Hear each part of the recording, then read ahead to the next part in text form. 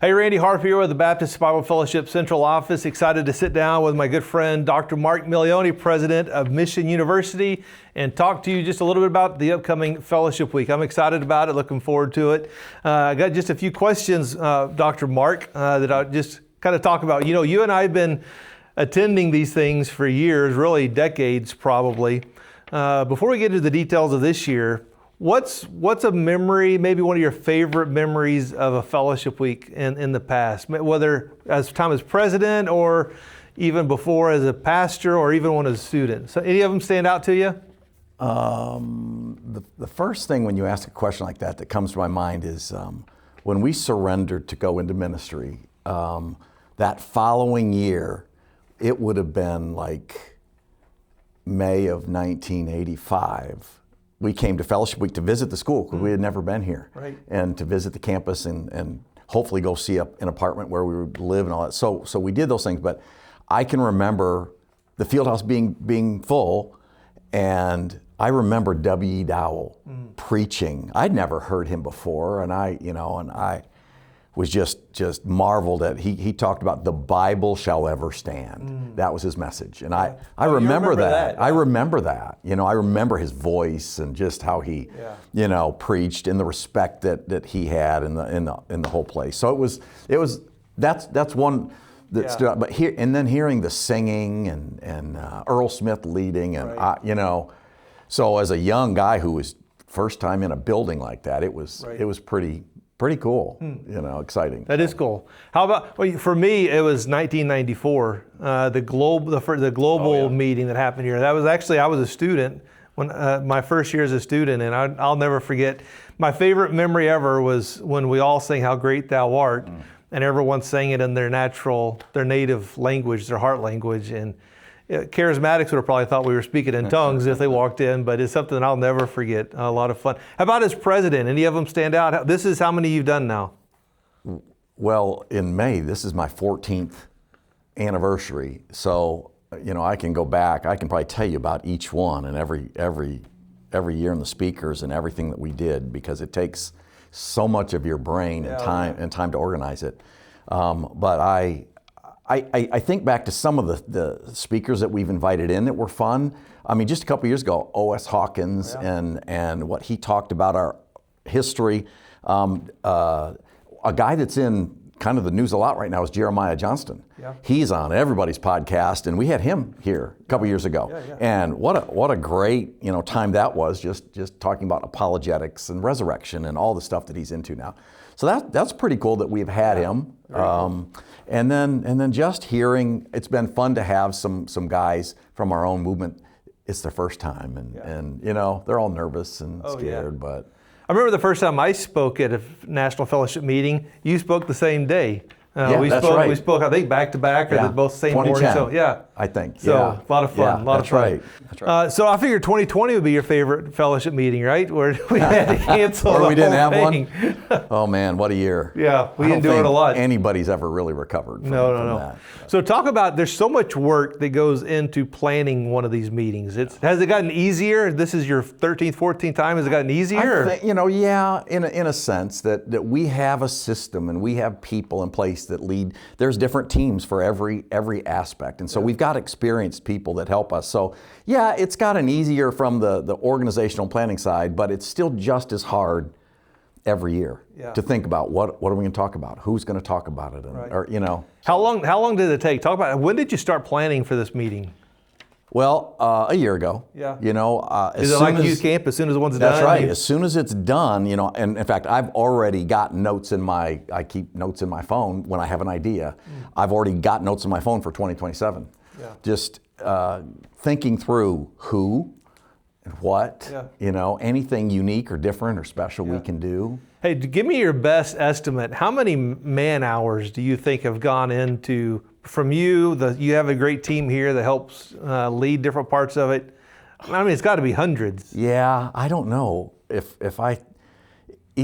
you add it all up from every week that we started, and I don't know, 500, 600, 700 hours maybe. Yeah. It's just, I mean, we got band practicing right now, or it's all for Fellowship Week. Yeah. So, and that involves dozens of people at a time. So hundreds of hours. So what's the most challenging part, or what's the hardest part of? Is it picking the theme, the speakers, the organization? What is it what's the most for those that have never hosted a meeting? Yeah. I mean, it's hard to say how much work goes into it. What's the most challenging part? So this year, my team kept asking, so what are we doing this year?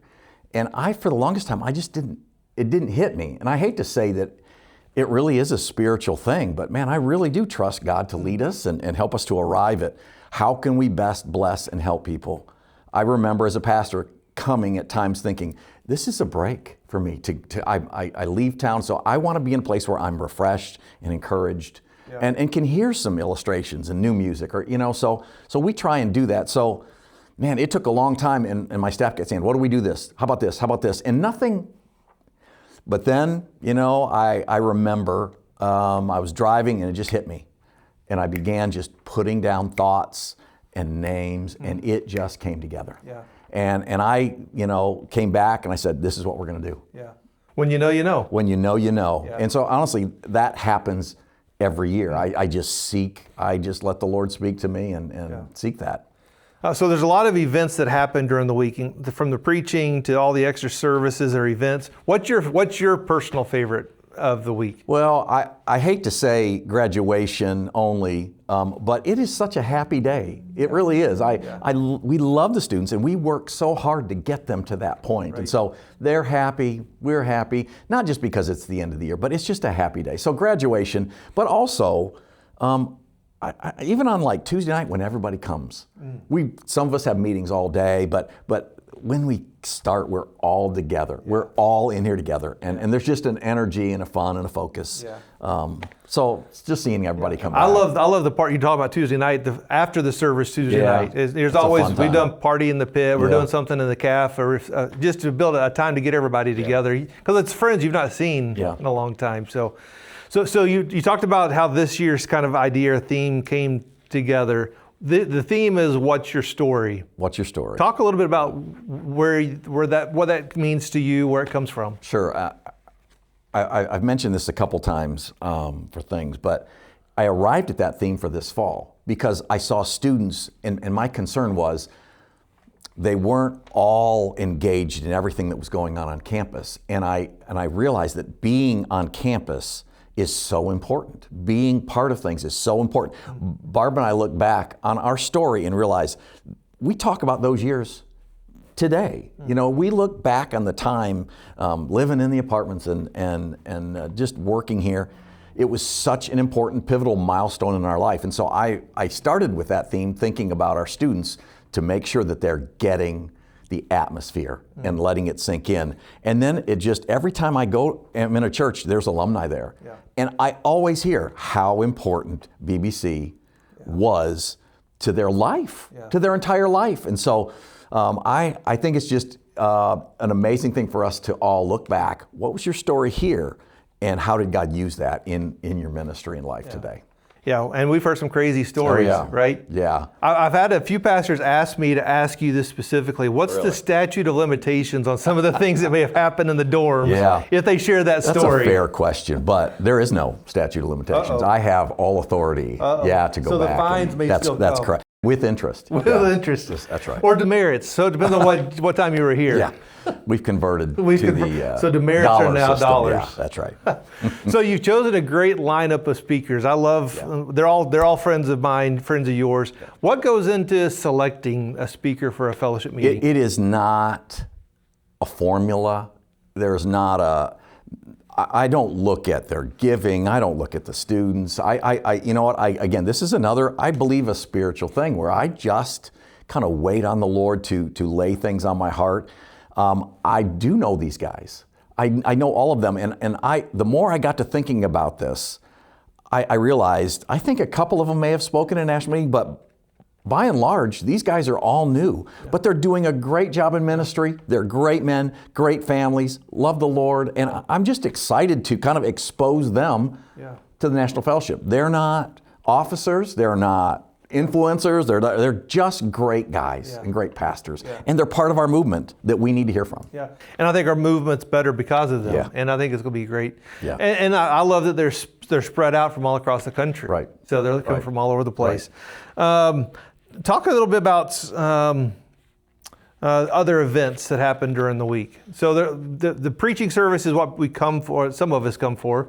What else goes into planning at the other events, or any of them stand out to you? You know, I have tried in the past. We tried to do breakout sessions. We've tried to do special events in the afternoons and all this. And those are okay.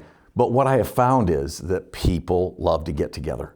They fellowship. Yeah. And you know, it took me a long time for that to hit me, because I was trying to do all kind of, you know, teaching. But they love to come to Springfield. They love to get together. They love to go to Andy's and Hong Kong Inn and Mexican So getting them together. But there are a couple events that are really important to us. One is alumni breakfast, and we just kind of talk about where we're at, what's going on, just an update. We talk about upcoming events, like the work week has been a powerful and positive thing. Yeah. So we'll talk about that again this year. Our alumni breakfast is Thursday morning at 8 a.m. And then after that, we go into the missions morning. And the other thing is the retired pastors and missionaries luncheon. Yeah. You know, you asked earlier, what are some of your favorite things? And every year I leave that feeling like I'm almost in tears being around those guys and their wives. And it's just such a special atmosphere. Yeah. They all leave loving us more and loving their time here. Yeah. And it has been a great time. So I would encourage anybody, come to that. We bless you. We take care of everything. It is such a special. So that's Wednesday. If you're retired or approaching retirement, right, either one. Great time. Yeah, it is a great time. I'm glad, because Pastor Elmore's, he's adopted me, so I get to go. I get to come, so I get to enjoy that as well. Hey, so for several people, Friday morning, you mentioned it earlier, Friday morning is the favorite for those that are graduating. Talk a little bit about graduation this year and John Riley, which is the commencement speaker. Sure. So again, I arrived at all our speakers a while ago, and I just had not arrived at commencement. And I just asked the Lord to just help me to know. And I don't know when it exactly hit me, but you know, John Riley loves Baptist Bible College, Mission University. Kids came here, staff came here, sends kids here. He followed Herb Gilbert, and John was the first friend I ever had in ministry. I remember as a brand new youth pastor getting off a broken bus at Camp Chautauqua, and John Riley was right there. And he became my friend that day. Yeah. He didn't have to, because I was nobody with a broke down bus. But he was an experienced youth pastor. And then he is Mr. Faithful, Mr. Organized, Mr. Loving our movement fellowship. And so I'm glad to honor him. He's my dear friend, him and his family. So I'm excited to have John. Yeah, I am too. He'll do a great job. So before we wrap up, where can people go to find out more information about Fellowship Week? It's easy. Mission.edu, our website, and then there's a drop down that says campus events. So you click campus events, and then right there is Fellowship Weekend and everything. There's service stuff there, but also hotels and all the information. Or, you know, send me a note or call us, or we'll be glad to help however we can. So. Also, bbfi.org, there's a link that will take you right to that page too. So we'll want to make sure everybody knows all the details about it. Any last thoughts share before we go? No, again, this is kind of a new approach with all of these new speakers, and it's not, you know, all the officers and all that. This is guys this is the heartbeat of our fellowship and the future of our fellowship. So come, everybody come. Yeah, I'm looking forward to seeing you. What are the dates? April 28th through May 1st. Yep, graduation May 1st. So starts 6:30. 6:30 Tuesday night. Yeah. All righty, and we will see you there. God bless.